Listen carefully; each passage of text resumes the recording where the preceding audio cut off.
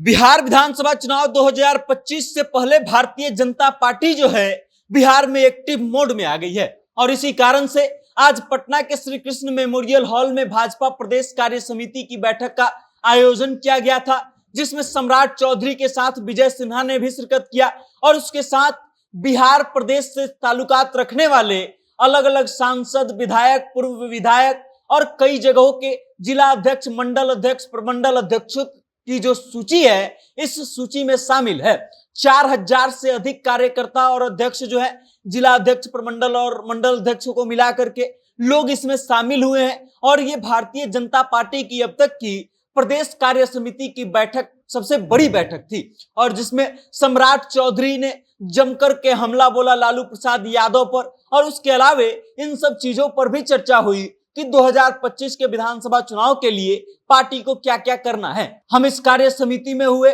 मुख्य चीजों की बात करेंगे और आपको बताएंगे कि इस कार्य समिति में मुख्य रूप से क्या क्या निर्णय लिया गया, क्या क्या बातें हुई। लेकिन उससे पहले नमस्कार, मेरा नाम वेद प्रकाश है, आप जनता जंक्शन देख रहे हैं और कैमरे के पीछे है विशाल।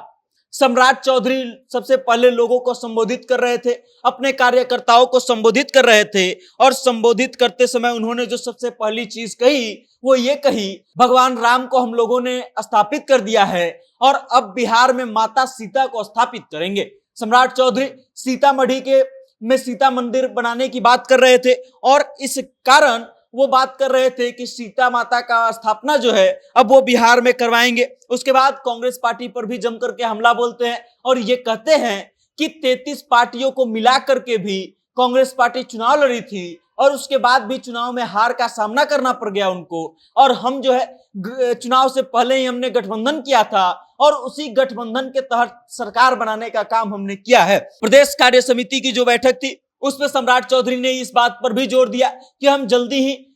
विश्व की सबसे बड़ी 5वीं अर्थव्यवस्था बनने वाले हैं। और उसके बाद सम्राट चौधरी जो है लालू प्रसाद यादव पर जमकर के हमला बोलते हैं और लालू प्रसाद यादव के लिए कहते हैं कि ऑर्गेनाइज्ड क्राइम लालू प्रसाद यादव कराते थे। लालू प्रसाद यादव का नाम लेते हुए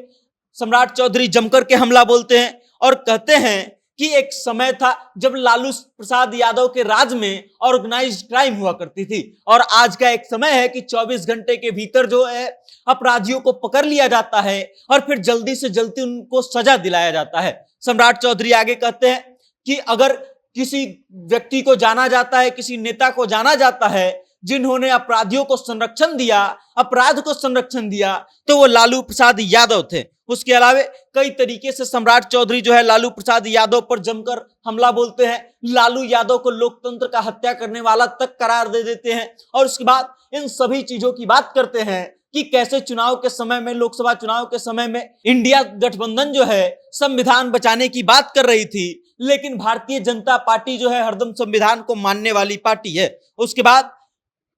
कार्यकर्ताओं को इस बात की सूचना दी जाती है कि आने वाले समय में कार्यकर्ताओं के कामों की, सदस्यों के कामों की समीक्षा की जाएगी। भविष्य की रूपरेखा भी इस बैठक में तय की गई और यह भी तय किया गया कि 2025 के विधानसभा चुनाव के लिए पार्टी किन चीजों पर महत्वपूर्ण कदम उठाएगी और किन चीजों पर निर्णय लेगी। उसके अलावा खबर यह भी है कि इस बैठक में शामिल होने के लिए राजनाथ सिंह को भी आना था, लेकिन राजनाथ सिंह इस बैठक में आ नहीं पाए क्योंकि राजनाथ सिंह का स्वास्थ्य खराब है और पिछले दिनों वो एम्स में भर्ती हुए थे और उस कारण से वो इस बैठक में शामिल नहीं हुए और ये भाजपा की अब तक की सबसे बड़ी बैठक थी। इस बैठक में सम्राट चौधरी ने जिस तरीके से विपक्ष पर हमला बोला है वो सुनने लायक था। बाकी आप इस खबर को लेकर के क्या सोचते हैं, सम्राट चौधरी के बयानों को लेकर के क्या सोचते हैं और लालू प्रसाद यादव को लेकर के जिस तरीके से सम्राट चौधरी ने बयान दिया है उस बयान के बारे में आपकी क्या राय है, कमेंट करके अपनी राय हम तक जरूर भेजिएगा और देखते रहिएगा जनता जंक्शन। बहुत बहुत धन्यवाद।